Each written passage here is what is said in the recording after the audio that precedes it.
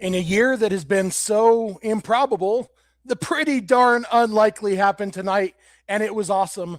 Let's get live on Locked On Dodgers.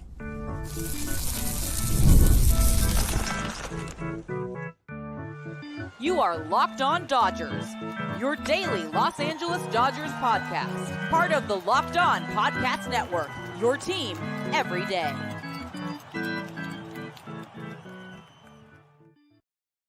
Hey, Dodger fans, this is Locked On Dodgers, part of the Locked On Podcast Network, your team every day. Thanks to our everydayers for making Locked On Dodgers your first listen every weekday morning and some weekend mornings. And thanks to those of you who are with me live here on Friday night after the Dodgers beat the Yankees in Game 1 of the World Series. Remember, this show is free and available on all podcast platforms and on YouTube simply by searching for Locked On Dodgers. So please subscribe wherever you're watching or listening right now. If this is your first time with us, my name is Jeff Snyder. My normal co-host is Vince Samperio. Vince is now and for the next several hours probably sitting in the Dodger Stadium parking lot trying to get home from tonight's game. But guess what? It is worth it because he was there for history. You know the intro. I'm not going to tell you any more about us. Smart Fans Perspective, all that stuff. Vince and a lot of you, I hope, got to be there in person to watch the first walk-off grand slam in World Series history. 120 World Series is, and this is the first time there's been a walk-off grand slam, a walk-off home run in Game 1 of the World Series by a dude with an injured leg of sorts, you say? That sounds familiar to those of us who are old enough to remember 1988. Of course, Joe Davis's call was amazing. The nod to Kirk Gibson, just beautiful moment all around. And it's been what, 50 minutes now since the game ended. I think my heart rate might be back to normal. It was an amazing moment. I know it was for you guys too. Like, the thing I love about this podcast is that we all love the Dodgers the same way. There's part of me that feels like nobody loves the Dodgers as much as I do. But then I come and do this podcast and I read the live chats and I read the comments. I'm like, people love the Dodgers just as much as I do. And it's such a great community that no matter what we have that's not in common, we have the Dodgers. And it's the only point of being sports fans is this camaraderie among friends, especially when awesome things happen. I was going to do a podcast tonight, whether the Dodgers won or lost. It was looking for a while like they might lose. Then it was looking like they might win. Then it was looking again like they might lose.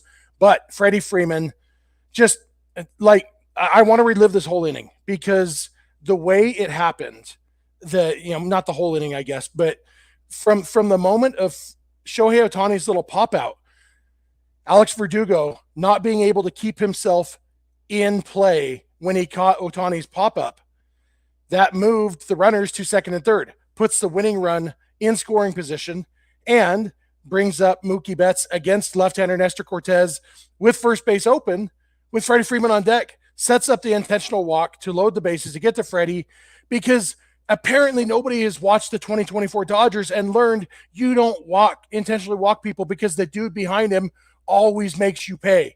And today it was Freddie Freeman making him pay with the grand slam, first pitch off of Nestor Cortez, who had only allowed 2 home runs all season to a lefty. At least that's what I heard on MLB Network Radio the other day.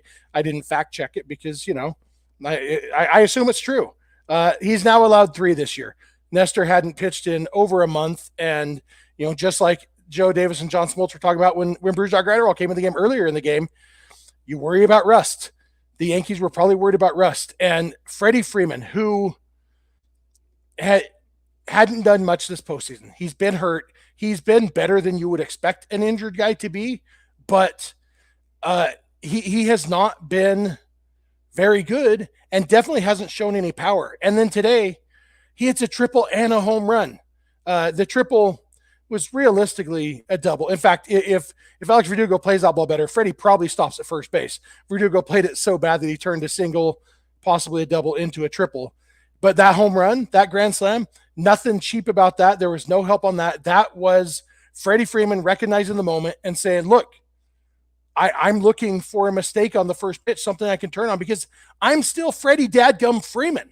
I can hit the ball out of the park if I get a pitch to hit. And what better way to do? I'm going to tell you my situation, how I watched it. I'm here, as I mentioned on yesterday's episode, I'm down in St. George, Utah for a baseball tournament. staying in a rented house, and we had the whole team over. We had probably a dozen 13, 14-year-old kids over, playing in the pool, eating pizza, and the dads watching the game. Several of us are Dodger fans. Others are baseball fans. No Yankee fans. Beautiful situation. There were three of us who were living and dying as Dodger fans, living and dying by the game. And then our sons and a couple of the other players whose dads weren't here are also Dodger fans. So a lot of Dodger fans in this house. And we dads were watching it in the living room. And after the boys were done swimming and eating pizza, they went into the theater room and they had the game on in there. And I've mentioned I've got this thing. I clutch a pillow when I'm tense in the postseason. And there was a perfect clutch and pillow on this couch in this rented house that I was clutching. I heard my son behind me explaining to all the other parents, this is what my dad does. He clutches a pillow when he's tense during the postseason. And when Freddie hit that, just the elation, the joy, the jubilation. I remember when I was 11 years old when Kirk Gibson hit the home run off Dennis Eckersley to win Game 1 of the 1988 World Series. And I remember everything about that. My mom, I texted my mom after Freddie's grand slam. I just texted, he did it. Because when Kirk Gibson hit his home run, my mom's response was, he did it. And it just it's not the same exact thing. Nestor Cortez is not Dennis Eckersley. Freddie Freeman isn't hurt as badly as Kirk Gibson. In fact, Freddie had been in the game. Part of the drama. This one won't go down as historic as Kirk Gibson's, because Gibson's was literally everybody had said he's not going to play for sure. He was a surprise pinch hitter, and all that. The history there. It's not quite the same thing, but you know what? Winning Game 1 of the World Series for the Dodgers, setting the tone there. And I'm going to talk in the next segment about Garrett Cole and Jack Flaherty, that matchup. But to win this game the way it went, during the regular season, you worry about, we won, but it was ugly. In the postseason, I don't care, because we are now one game closer. We now just have to win 3 out of the next 6. The Yankees have to win 4 out of the next 6. This comment I just saw from Keith Simon. I thought they were cooked when Lux fell going around second. Me too. I saw Lux round second and then fall down. And then the camera panned away from him. I'm like, please get up, get back to the base. And he did. Thank goodness. That inning, everything about that inning. Tommy Edman coming through, Gavin Lux, I thought the walk-off should have been Shohei Ohtani's. That's kind of how I thought this game was going to play out. So not saying it should have been. That's what I thought it was going to be. Because, Shohei's first World Series game, all of that. In hindsight, it's so much better this way. The intentional walk to get to Freddie being hobbled, all of that stuff, a grand slam. It's just so good. And this, I hope you guys watching this understand my inability to speak in complete sentences, because I hope you are dealing with the same ailment right now. Sorry, I just got a text from Everydayers, Trevor and Heather. They a husband and wife who listen to this. They're on an airplane. They watched the walk-off grand slam on an airplane. So I can't imagine. I would have got kicked off the plane probably. And Jeffrey Graham says, I like the She Is Gone Vin tribute, fits so well in the moment. Yeah, Joe Davis nailed it. He didn't. Joe doesn't prepare calls the way some announcers do. He definitely doesn't have a set home run call. But, so he didn't say, high fly ball into right field, she is gone. He didn't do exactly Vin's statement, but he did do she is gone, which was a great tribute to Vin Scully, tribute to Kirk Gibson, recognizing the moment. Joe Davis is so good at what he does, and that he would have done just as well if it had been the Yankees in a big moment, which hopefully we won't see any big Yankee moments in this series. But if they do, Joe will do just as well on those, because Joe is a dadgum professional, just like me, professional podcaster. And as a professional podcaster, sometimes I take a break to do an ad read, and then after that, I come back and I talk about the Garrett Cole, Jack Flaherty matchup. We probably stumble over some more sentences about this game, this ending, all that. So thank you for making Locked On Dodgers your first listen every weekday morning, and please keep it Locked On Dodgers. This episode is brought to you by FanDuel.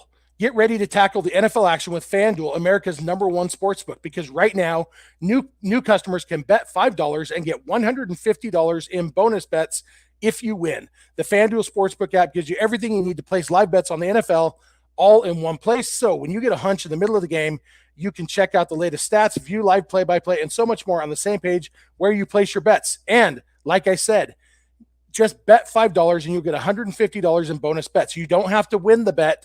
You just place the bet. If you're a new customer, place a $5 bet, get $150 in bonus bets.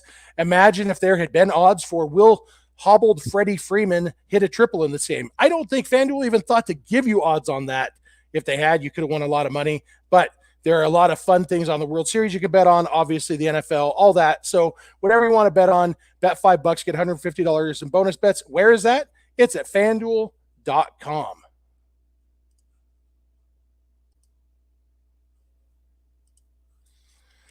Hey, I'm back. Sorry, I'm trying to click all these buttons myself, and I still got the jitters from the game. Thank you for being here with me. Bunch of you live. The chat is popping, as the kids say. I appreciate all of you. Remember, you can go beyond the podcast and become a Locked On Dodgers insider by going to joinsubtext.com/LockedOnDodgers. Text directly with us. It's a lot of fun. Also, check out Locked On Sports Today and Locked On Sports Los Angeles, the two 24/7 streaming channels on YouTube from the Locked On Podcast Network. Locked On Sports LA is where you can find the Locked On Dodgers postcast, hosted by Pete Fox after almost every Dodger game. And what else? Check out every pitch of every Dodger game on SiriusXM or the SXM app just by searching for Dodgers. I am excited to go listen to Steven Nelson's call of this walk-off grand slam. I haven't listened to it yet, but I will be pulling that up probably tonight because I'm not going to be able to sleep. It's all right. I don't have to be up for another 7 hours to go to my son's baseball games. Hey, you know what? I'll probably get 3 or 4 hours of sleep tonight, and that's okay because the Dodgers won Game 1 of the 2024 World Series over the Yankees in a game that Garrett Cole dominated. Garrett Cole was everything that the Yankees could have hoped for. He allowed 1 run in 6+ innings, was outstanding. And, we talked about this. Garrett Cole is the key. Alex Rodriguez was talking about this on the pregame show. I didn't watch a ton of the pregame show because pregame show just makes me nervous for the game. So, but I did watch. I wanted to see the tribute to Fernando and stuff. So I turned it on to make sure I didn't miss any of the actual pregame festivities. But I did catch Alex Rodriguez talking about Garrett Cole and how this is the reason the Yankees have Garrett Cole is to win 2 games in the World Series. And A-Rod talked about 2009 when the Yankees won the World Series, and he talked about how CC Sabathia was the key to that. And, your ace is a big key. And Vince and I talked a few times this in the last week or so about how if the Dodgers could steal Game 1 with Garrett Cole on the mound, that sets things up really, really well because the rest of the Yankees pitchers are not as good as Garrett Cole. Know how I know? Because most pitchers in baseball are not as good as Garrett Cole. The Dodgers stealing this game when Garrett Cole did everything the Yankees could have asked of him. Jack Flaherty did almost everything the Dodgers could have asked of him. He made 1 bad pitch, and it wasn't even a terrible pitch. Realistically, it was the pitch before the home run that was the bad pitch because Flaherty tried to throw the high fastball to set it up. And John Smoltz, I think, I didn't have the volume super loud at this point, but I think I heard Smoltz making the same point that I was thinking, that Flaherty's high fastball was so high that it didn't serve the purpose of a setup pitch. And so Stanton was able to sit on the slider and went down below the zone and hit it out, hit a blast. But Flaherty was great and deserved a better fate. But that's the downside of being the Game 1 starter in the World Series is you are often going up against the best pitcher on the other team, and you have to be nearly perfect. And that was, neither starter was perfect. Both of them were nearly perfect, but when the starters were out of the game, the Yankees were up 2-1. The Dodgers had a few chances to get some runs in. They had Mookie hit a hard one hopper right at Jazz Chisholm, and then the next time Mookie was up, he did get a sac fly to tie the game. If Mookie had been able to do that the previous time too, Dodgers would have won in regulation. There was, after Mookie hit the one to Chisholm, then Freddie hit a deep fly ball that would have been a sac fly if there hadn't already been 2 outs. The game of inches, we talk about it all the time. And the Dodgers had chances and couldn't get it done. But when it mattered, they got it done. And the bullpen, we got to talk about the Dodgers bullpen. They were very good. Blake Trinan was asked to do a lot in this game. Michael Kopech just they wanted an easy inning, a quick inning for Kopech. He couldn't get that done, and so they had to go to Treinen to face Aaron Judge. And Treinen got the job done there in the 8th inning, but then in the 9th inning, in the 10th inning, he got it done in the 9th inning. In the 10th inning, he gave up a run. Still battled hard, got through that. It could have been worse, and it wasn't. Keeping the Yankees to 1 run was obviously very important. But the Dodgers 1 run in, when did Flaherty come out? Did he in the 6th inning? Yeah. So 6, 7, 8, 9, 10, over 4 innings, the Dodgers bullpen allowed the 1 run, and just really, really good. Bruce Gratterall came back, looked solid. Nobody looked amazing. Everybody looked solid, and they got the job done. And that's what they're going to have to do. I'm sorry. I am so scrambled. Like this is one of those games where you just want to spend 30 minutes saying, holy crap, a walk-off grand slam in the World Series. Like, think about how this is for Freddie. And Freddie is so humble and so just the nicest guy in the world. But you could tell after he got done talking to Ken Rosenthal, and he stood and he just raised his hands to the crowd, just like living this moment. His dad sitting in the front row right next to Mary Hart. Just everything about that moment. Like we sometimes forget that Major League Baseball players are people. And Freddie, more than a lot of guys, lets us in on that humanity when we see, his emotions the first time they went back to Atlanta that Dylan Hernandez had a problem with because he doesn't have a soul and he doesn't like people with souls or whatever. And then all the stuff with Max Freeman this year, that obviously the broken finger and then the sprained ankle, like it has been, we've seen Freddie Freeman's human side a lot. And to have a guy like that get this moment, and that's what I love about these Dodgers. One of the things I love about them is they have so many guys that you just are happy for them. Like, even if it wasn't my favorite team that just got a walk-off grand slam, I'd just be happy for these guys. Tommy Edman, like, how cool is that this super nice kid, Tommy Edman, won NLCS MVP? Mookie Betts, that smile, you just want the world for him. Shohei Ohtani, how do you not love Shohei Ohtani? Unless you're jealous that he didn't sign with your team. Like, these people are so likable. And even the guys who are the hotheads, like a lot of non-Dodger fans hate Max Muncy. I love Max Muncy so much. Like, everything about Max Muncy is just like, I want him to come to Thanksgiving dinner at my house because I don't understand how anybody does like Max Muncy, and Blake Treinen, Alex Vesia, like all fired up. How can you not be happy for Alex Vesia whenever anything goes right for him? Just all the Jack Flaherty, grew up a Dodger fan, and it was a huge story all throughout the broadcast, the pregame show. Garrett Cole grew up a Yankee fan. Jack Flaherty grew up a Dodger fan, both in Southern California, and now they're pitching Game 1 of the World Series for their teams. This game was going to be a great game no matter how it ended. This was a great baseball game. I am tired of great baseball games that my team loses. I have no use for those. Game 2 of the 2017 World Series, great game. My team lost. I hated it. Game 5, just a stupid game.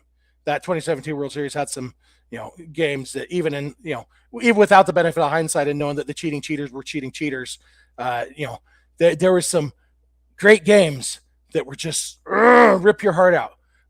And then on the flip side, Game 3 of the 2018 World Series, when Max Muncy hit the 18th inning walk-off home run.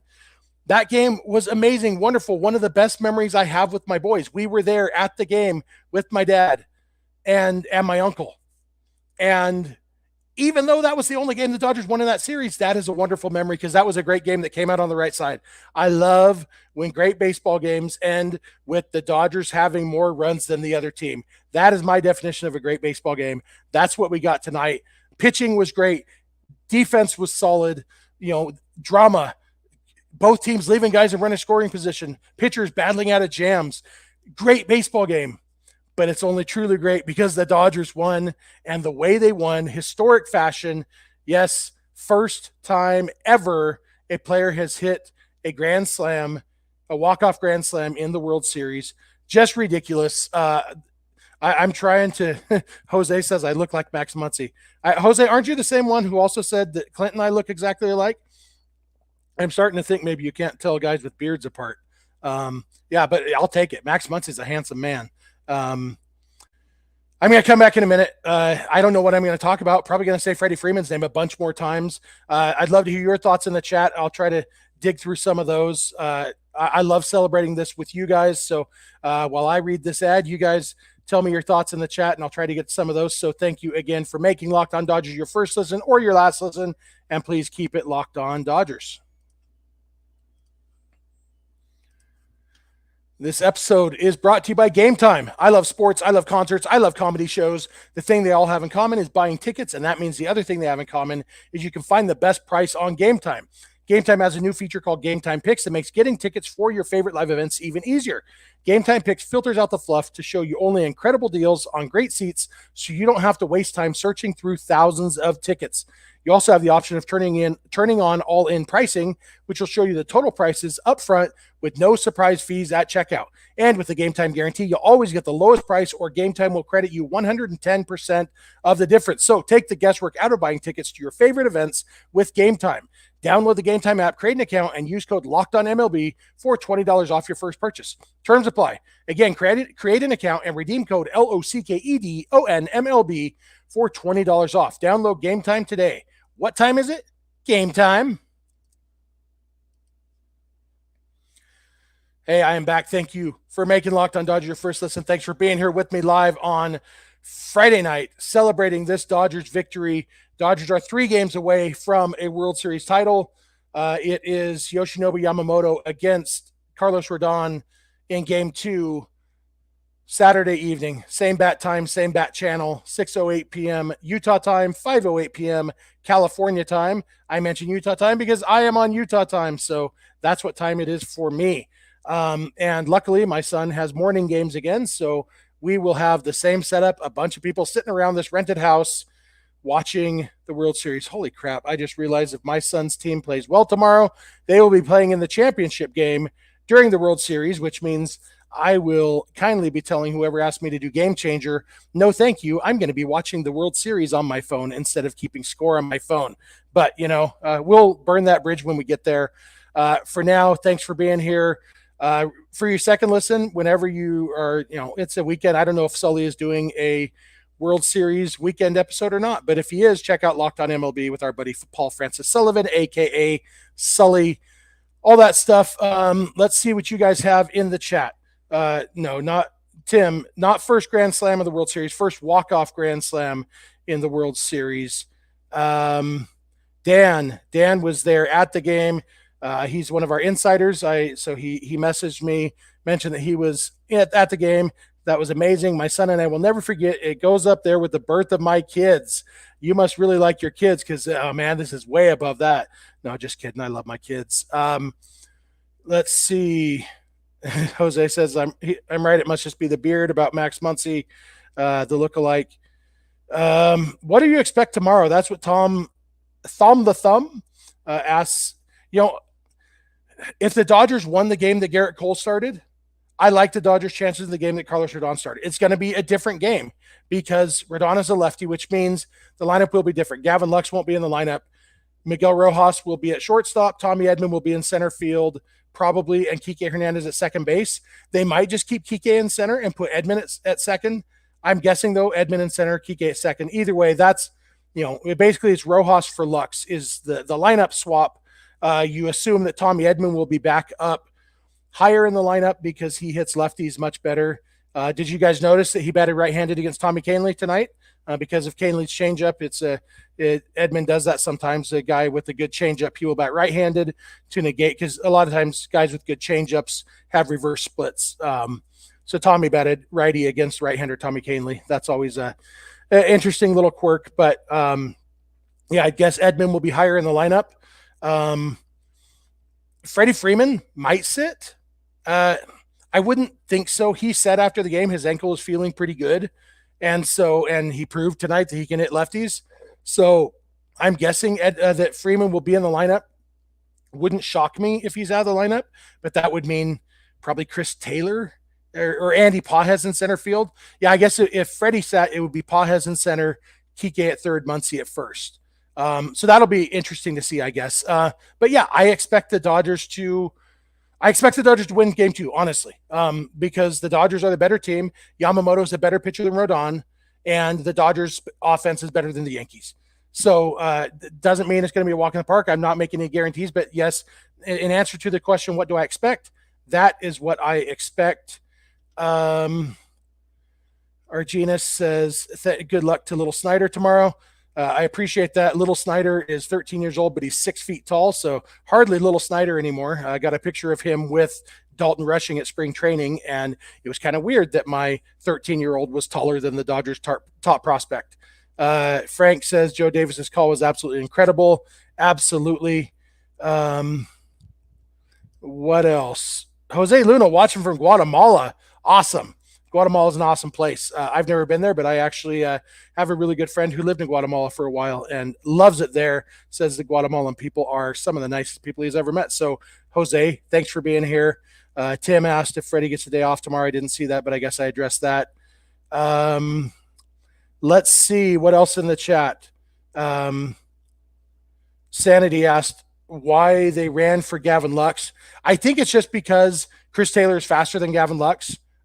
Lux used to be fast. Since the knee injury, he has not regained the speed he used to have. He's not slow, but he's not fast anymore. And so with him representing the tying run and being in scoring position, I think they just brought in Taylor for the little advantage of a little bit more speed. I haven't heard anything about an injury, so I think it was just the speed thing.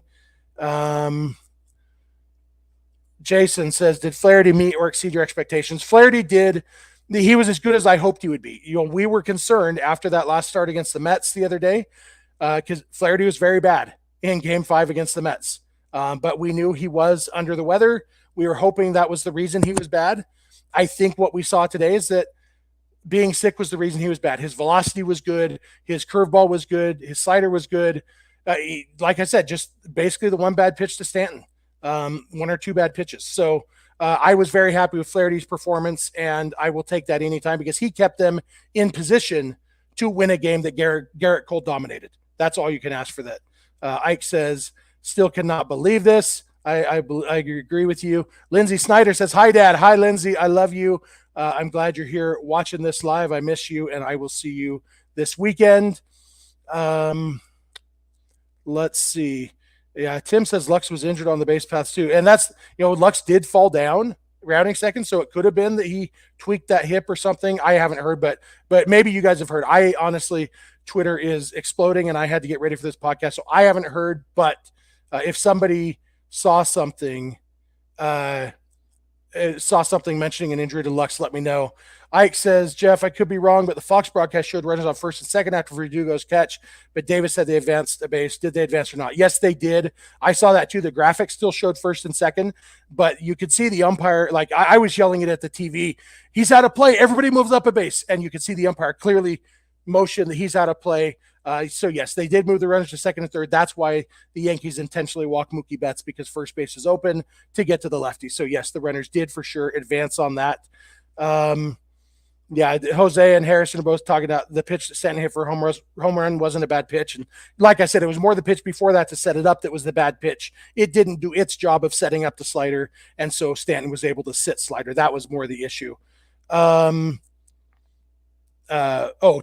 said Lux hurt himself on the bases in a previous game, so not what he was talking about. The Verdugo catch, Argina says, was incredible. It was a very good catch. I hope Doogie's not hurt. But I was glad that he went out of play because that set up the whole inning. Who knows what they would have done? Maybe Mookie gets a game-winning base hit or a game-winning home run if they don't intentionally walk him because, he is a righty who hits lefties well.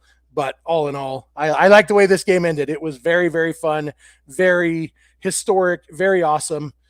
Yeah, that's a lot of good chat here. You know what? This baseball game, while I was sitting here with the other baseball dads watching the game, stressed out of my mind, clutching a rented pillow, I said, remind me why I like baseball. And after the home run, the walk-off grand slam, I threw my clutch and pillow across the room. I stood up, I hugged my son, and one of the other dads said, "Jeff, that's why you like baseball." That is absolutely why I like baseball. This was a moment. My buddy Steve was at the game with his son Levi. Shout out to them, everydayers.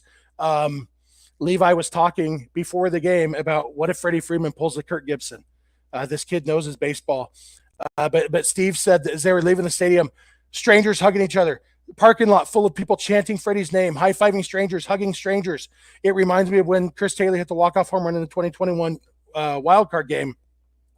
Hugging strangers, high-fiving strangers. It's the greatest feeling is being at a Dodger game when they win in a walk-off. It is the greatest thing. I envy those of you who are there for it. I'm happy I was here where I was, but I am happy that a lot of you got to be there.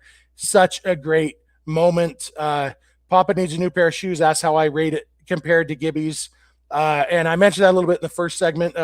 It might have been before you were here. It doesn't compare to Kirk Gibson's. It doesn't reach that level. But this is historic. This is, especially if the Dodgers go on to win the World Series. That's the thing. World Series moments, you don't know how historic they are until they end.